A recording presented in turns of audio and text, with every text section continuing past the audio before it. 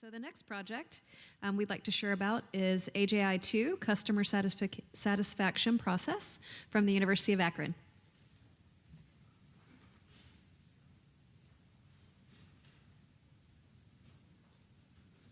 My name is Shenyong Wang from University of Akron.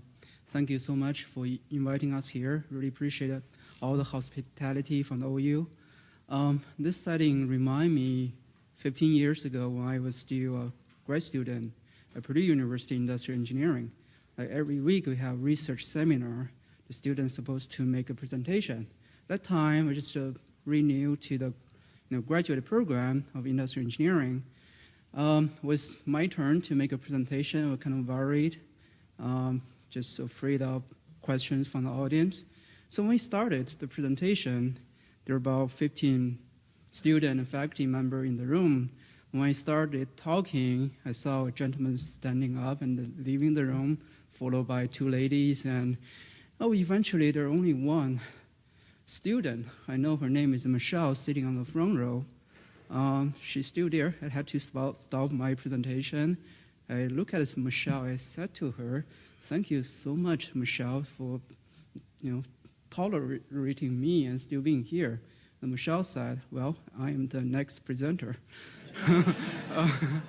So, well, again, it's really great to be here, and our project is on AJI2 Customer Satisfaction Process. First, I want to talk about our experience, our team, and then I'll talk about some of the technical details. Really appreciate to have two companies, computer system designers and the Lados, to guide us throughout the process as our industry partners.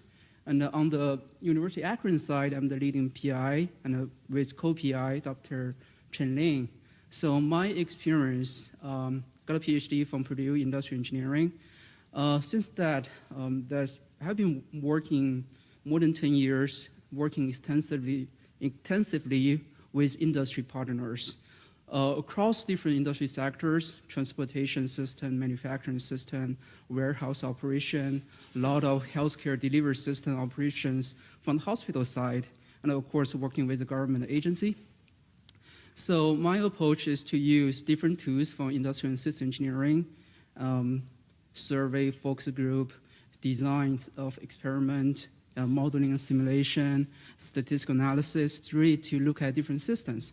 Really because every organization, company has their own process that can be improved. But one project I did about 6 years ago, my research in lean principles helped design and constructed the first hospital in the nation that was completely designed using lean principles. That's a hospital located in South New Jersey area.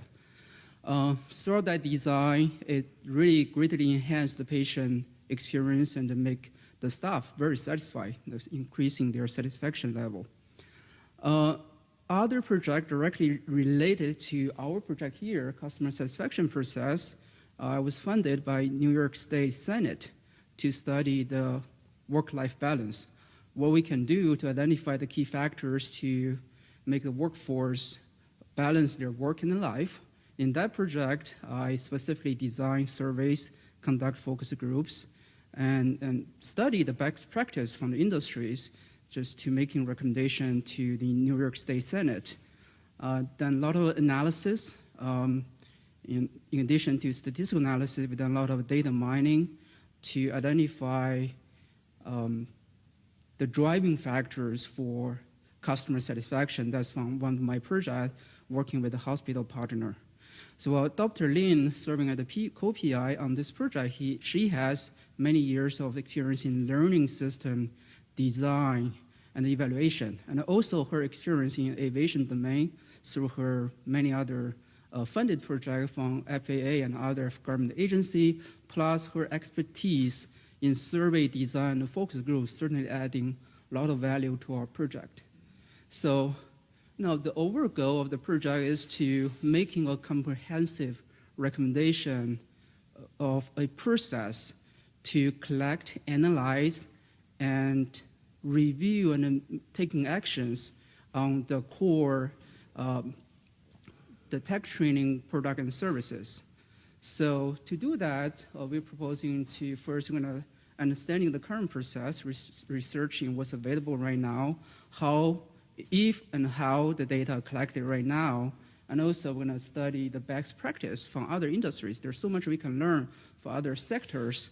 And finally, we're going to making a recommendation, an optimum and an implementable strategy to review those patients of the customer satisfaction data and taking actions to refine the continuous improvement process.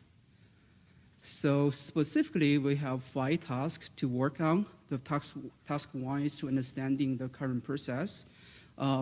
By mapping the current process using some of the techniques, process mapping, flow chart, cypod diagram, understanding who is the customer and the supplier, input, output, and the detailed process in the middle. And also, we understand it's a process involving multiple stakeholders. So we're going to use some cross-functional or multiple functional diagram really to depict the process. So on the lower hand side of the slide, it's just one example I did from my other project, studying the hospital peri-OTIP systems. That system also involves multiple stakeholders, so that we can understand relationship, input, output, customer, and suppliers. So on the right-hand side, that's the example, the higher level example, the cypod diagram we're going to use. On the next task, number 2, of course, we're going to gather a lot of information from other industry. So not only doing the research paper review, but also we're going to do extensive search for articles, online postings, forum discussions to gather information. And also because our extensive industry connections will reach out to our partners in other industry sectors, hospital, transportation system, other industry sector to see how do they do in their customer satisfaction data collection, not only collecting data, but also analyzing data. Most importantly, how do you react to the data so that you could create a feedback loop to refine your own process. So, and then we're going to summarize and categorize those findings into a few different categories, that including success stories and the lessons learned in the data collection process, data analytical strategies, the feedback loop design, and also the action trigger point design. Also, the next slide shows the example. In my capacity as the program director of our aerospace system engineering program at the University of Akron, I also serve as the ABAT coordinator. So I'm sure all of the engineering faculty here knows what the ABAT is, Accreditation Board for Engineering and Technology. Basically, it's a review process to make sure your program meet educational objective and deliver student outcomes. So we went through that process. That's the integrated process we designed for the aerospace system engineering program at the University of Akron.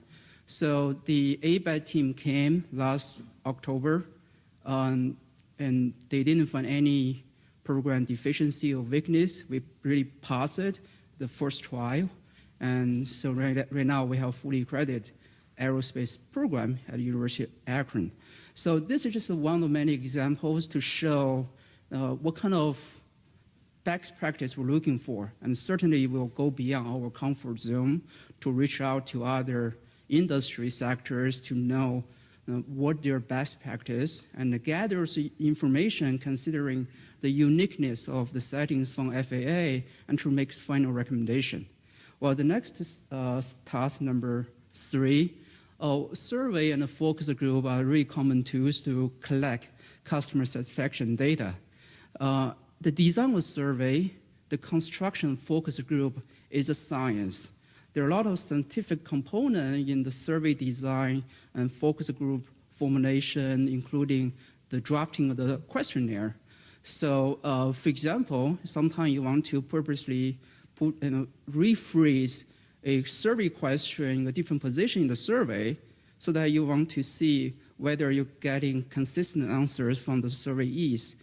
So, we can calculate the validity and the reliability of the survey. So, and this slide shows one of the results from our previous published paper, really to see how do we use survey and a focus group together in a complementary manner? Basically, there are two ways. One is to conduct focus group before survey, basically use the focus group output to refine the design of survey. Another approach is to design a survey and gather some data and then decide who you want to invite to the focus group. And then it's basically the outcome, the focus group will serve as a confirmatory purpose for the validity of the design of the survey. So we're going to use that to gather information. Talk number 4 in the next slide, talking about the data analytical strategies. So talking about data analysis, there's quantitative data analysis and a qualitative data analysis. On the quantitative data analysis from the survey side, we can certainly do those summary statistics, do some trend study. But in addition to that, we can also use some data mining technique to really to understand some of the hidden patterns, to extract useful information. One example, in a grocery store, if you go to a grocery store, and if you pay attention to the location of the eggs and milk, they're typically located far away, one on one side of the store, egg one side of the store, and the milk the other side of the store.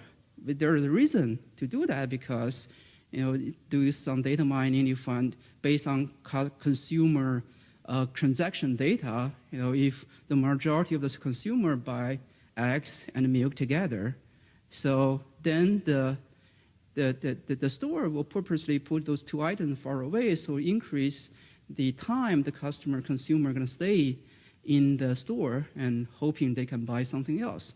So, and such data mining of big data can be used in survey data analysis as well.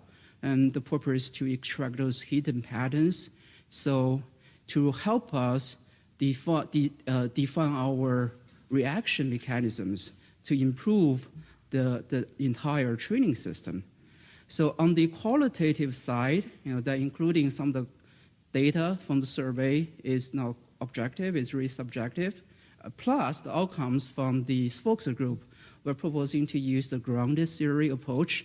It's a kind of a reverse techniques comparing with the traditional research methodology. In the traditional research methodology, we have an assumption. We collect data either to validate the assumption or to reject the assumption. While in the ground theory approach, we collect data, we gather data from the focus group, for example, and then we have two coders working independently, creating code for different subjective items iteratively until reach certain consensus. From there, we can again discover some common knowledge, and then those common knowledge are going to guide us in this continuous refinement for the curriculum design process. And then finally, the task number 5 is really to provide a comprehensive recommendation for such a implementable process. So for us to gather data, analyze data, and also there's a review mechanisms, set up the right trigger point to take actions. So besides those framework for the final recommended process, we're also going to make recommendation on the implementation plan that will include how would you distribute our survey, the survey distribution, frequency, feedback loops, action plan trigger point, and overall the continuous improvement mechanism. So that's about our project. Very excited. Thank you.